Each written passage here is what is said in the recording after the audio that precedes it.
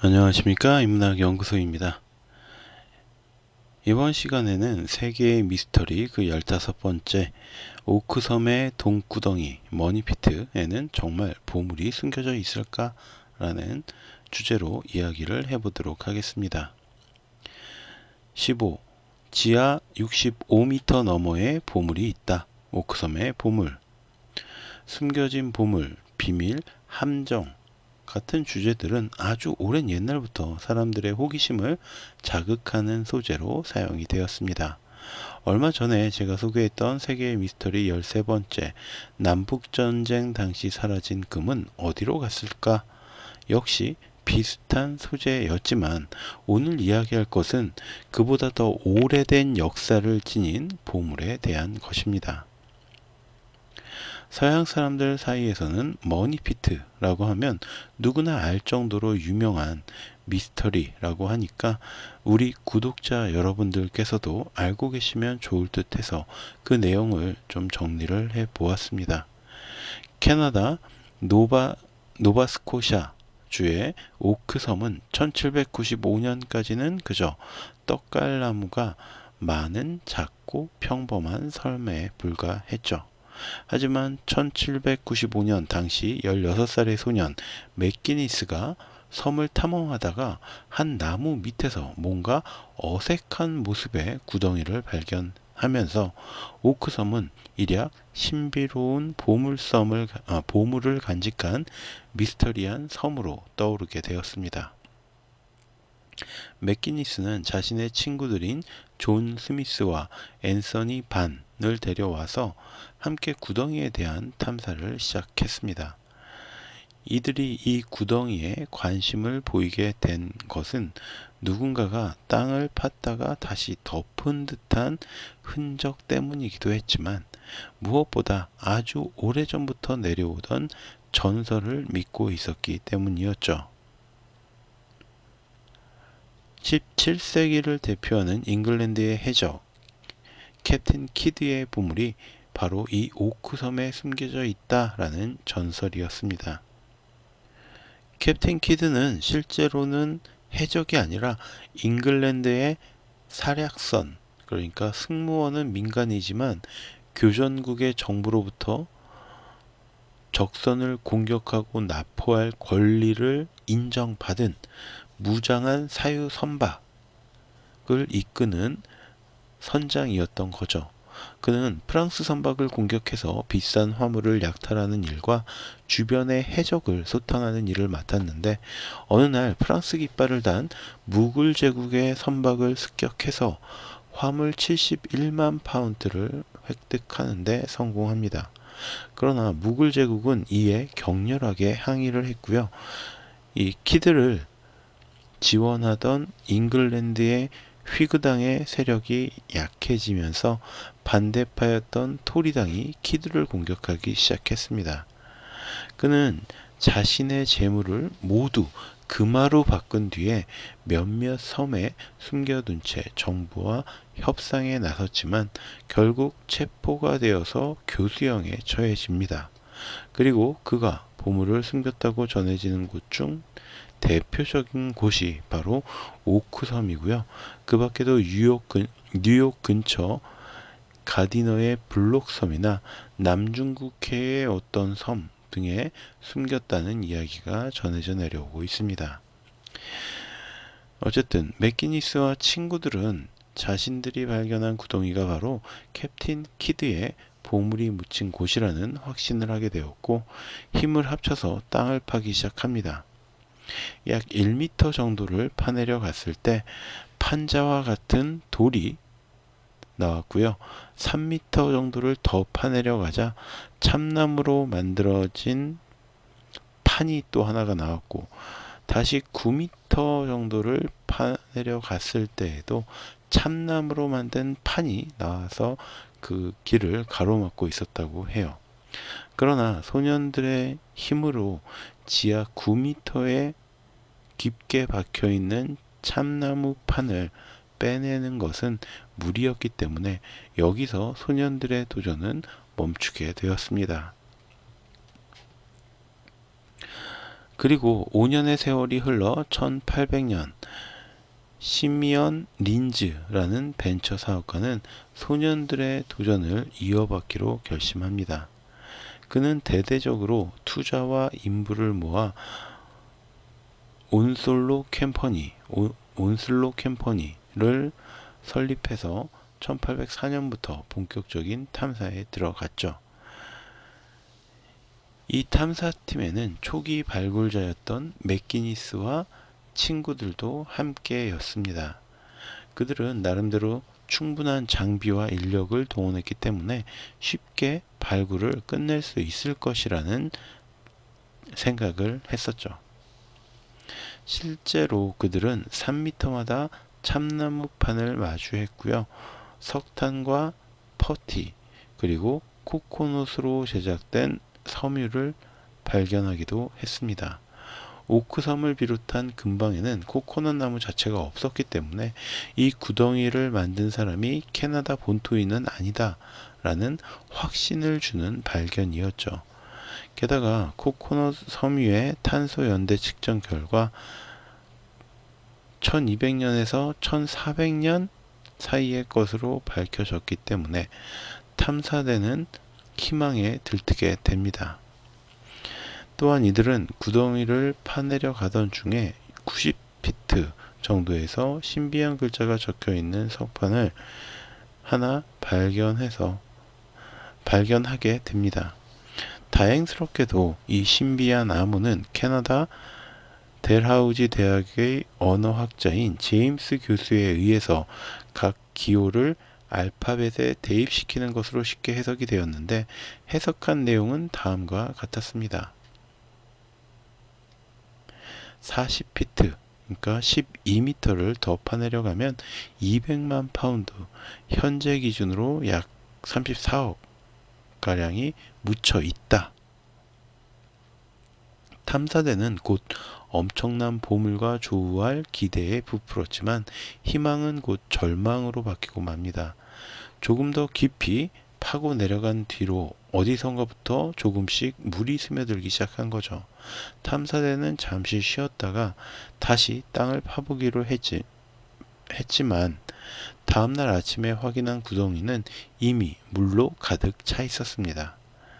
사람들은 물을 퍼내기 시작했지만 퍼내는 물의 양보다 차오르는 물의 양이 더 많았는데 이상한 것은 그 물이 바로 바닷물이었던 거죠. 이 구덩이는 섬의 해안가와는 꽤 먼 거리가 떨어져 있었기 때문에 탐사대는 주변을 샅샅이 수색하기 시작합니다. 그리고 마침내 바닷가 근처에서 네모난 상자를 발견하게 되는데 이 네모난 상자가 바로 구덩이와 연결된 일종의 수로였습니다. 게다가 이런 상자 모양의 수로는 하나도 아니고 여러 개였죠. 시미언 린지의 탐사대는 물이 흥건한 구덩이 옆쪽으로 4m 폭의 갱도를 파내려 간 다음에 30m 지점에서 다시 원래의 구간에 합류하는 통로를 만들었지만 곧 이 새로운 통로 역시 물에 잠기게 됩니다. 결국 이들은 그 지점에서 탐사를 포기하게 되었죠. 그리고 다시 시간이 흘러서 1845년 새로운 탐사대가 이 돈 구덩이에 도전을 하게 되었습니다. 이들은 바로 온슬로 컴퍼니의 멤버인 앤서니 반을 주축으로 한 초창기 탐사대 멤버들이 세운 트루로 컴퍼니였습니다. 이 탐사대는 굴착기까지 준비를 해온 덕분에 참나무판을 몇 개 더 발견한 다음에 역사상 처음으로 물렁한 금속층을 발견하게 됩니다. 게다가 이들 역시 희망을 주는 발견도 했는데 바로 낡은 시계줄 조각이었습니다. 그들은 이후 총 5개의 수로를 통해 물이 구덩이로 흘러가는 것을 확인을 했고요.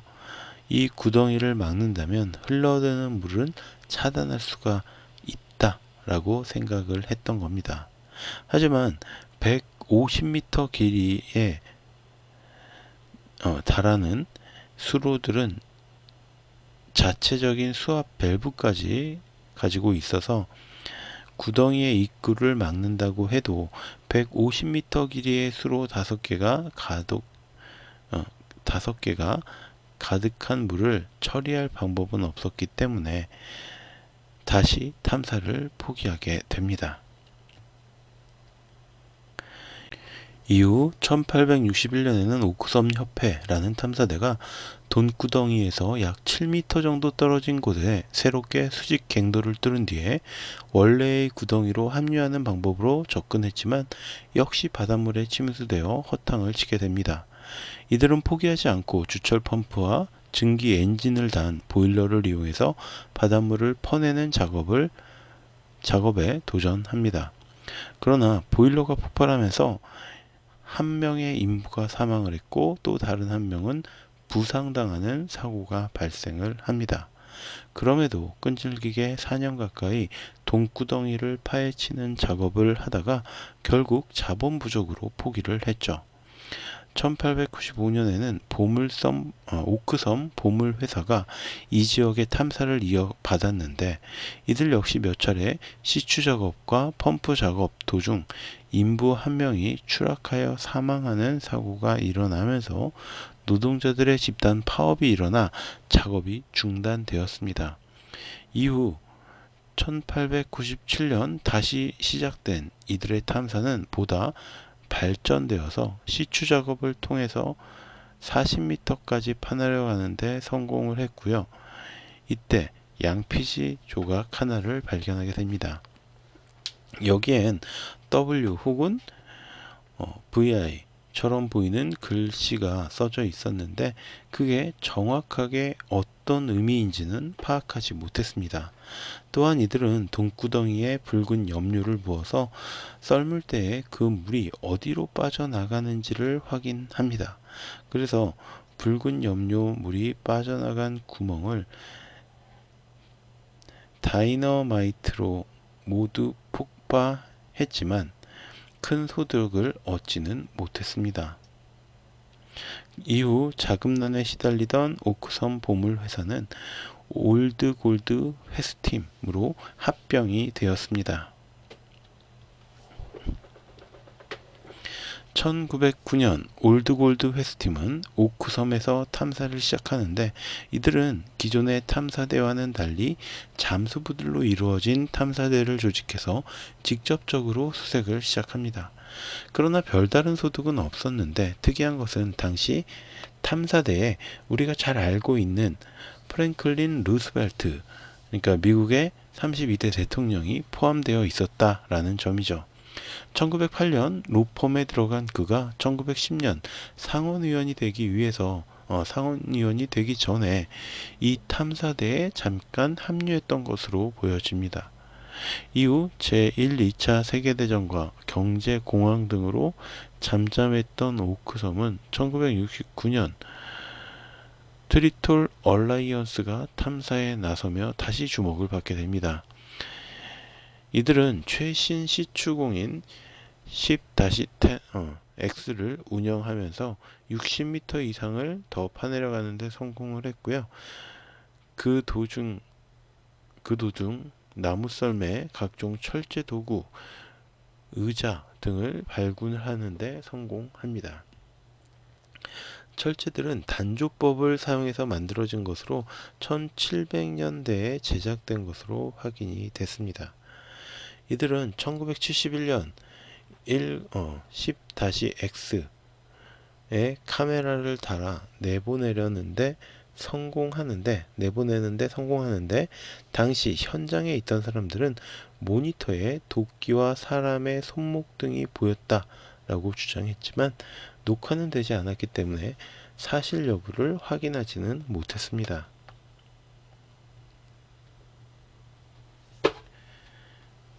트리톤 얼라이언스는 이후에도 꾸준히 탐사를 진행했지만 땅의 원래 주인들과 마찰, 개인적인 보물꾼 사냥들과의 마찰 등을 빚으며 점차 힘을 줄여나가기 시작합니다. 1991년 이들은 은행에 $1200만 달러의 대출을 신청했지만 거부가 됩니다. 이후 오크섬의 대부분 지역을 미시간 출신의 라기가 형제 2006년에 인수된 내역이고요. 2010년부터 탐사를 다시 시작합니다. 이후 오크섬의 대부분 지역을 미시간 출신의 라기나 형제가 2006년에 인수하였고 2010년 탐사를 다시 시작했습니다. 이들의 탐사 작업은 2014년부터 2017년까지 시즌제로 나뉘어서 오크섬의 저주라는 제목으로 히스테리 채널에서 다큐멘터리로 방영되기도 했죠. 하지만 캐나다 정부에서는 문화 지원을 상업적 이익으로 변경시키는 것을 막기 위한 법안을 제정했고요. 따라서 보물을 발견한다 해도 엄청난 세금을 내야 하도록 했습니다. 따라서 개인적으로 보물을 찾아오는 인원들은 물론 기업형 보물 사냥꾼들 역시 많이 포기를 하게 되었고요. 라기나 형제 역시 탐사도 진행하지만 일종의 관광 자원으로서 섬을 사용 중이라고 합니다. 대체 오크섬의 돈구덩이에는 어떤 보물이 숨겨져 있을까요? 아무것도 없다면 18세기 이전에 누가 그토록 정교한 함정과 깊은 구덩이를 파 놓았던 것일까요? 단순히 누군가의 장난으로 치부하기에는 너무 정교하고요. 현재 65m까지 파았음에도 더 깊은 곳에 무엇인가가 있다면 그것이 얼마나 대단한 보물일지도 궁금합니다. 물론 숨겨진 2천만 파운드를 위해 지금까지 들어간 노동력과 자본은 훨씬 더 많은 상태이고요. 구덩이를 더 파기 위해선 더 많은 금액을 지출해야 되기 때문에 배보다 배꼽이 큰 상황이 될 수도 있습니다. 그러나 저는 진심으로 궁금합니다. 오크섬의 머니핏 안에는 대체 무엇이 들어있을까요? 현재 가장 주목받는 주장은 앞서 이야기한 해적 캡틴 키드가 숨겨놓은 보물이라는 설이지만 그 밖에도 템플 기사단이 유럽의 박해를 피하기 위해서 이동하던 중에 성배 혹은 언약궤 같은 것들을 숨겨 놓았을 것이라는 주장도 있습니다. 그들은 섬의 안반 구조인데 지도에 그려진 선으로 연결해 보면 2500m 길이의 거대한 십자가 형태를 띈다는 점과 성당 기사단의 일원인 헨리 싱클레어가 1398년 이 섬 일대에 도착했다라는 사실을 근거로 제시합니다. 또 어떤 이들은 스페인 선원들이 보물을 싣고 가다가 배가 고장나는 바람에 이 섬에 머물게 되었고 해적들의 습격을 염려해서 보물을 묻은 뒤에 가벼워진 배를 끌고 돌아갔다라는 주장을 합니다. 이들이 또 다른 배를 끌고 들어와 싣고 가려고 했지만 해적을 만나서 몰살을 당했다거나 혹은 제대로 수리되지 못한 배로 항해하던 중에 침몰이 되었다라는 설도 있었습니다. 또 다른 사람들은 프랑스 혁명 당시 위협을 느낀 마리 앙뚜아네트가 자신이 수집한 보물들을 오크섬에 보내어 숨겼다가 훗날 찾아가려고 했지만 사형을 당하는 바람에 남겨졌다라고도 합니다. 또 다른 주장은 장미십자회나 프리메이슨과 같은 비밀 조직들이 자신들의 비밀과 자금을 숨겨두기 위해서 만든 장소라고 하는 것이었습니다. 물론 진실이 무엇인지는 여전히 밝혀지지 않았고 미스터리로 남아있을 뿐입니다. 그리고 어쩌면 오늘도 제대로 된 주인을 기다리고 있을지도 모르겠습니다. 자, 그럼 오늘 제 얘기는 여기서 마치도록 하고요. 저는 다음 시간에 또 다른 콘텐츠로 찾아뵙도록 하겠습니다. 오늘 제가 들려드린 이야기가 여러분의 흥미와 호기심을 조금이라도 만족시켜 드렸다면 구독과 좋아요 또 부탁드리겠습니다. 감사합니다.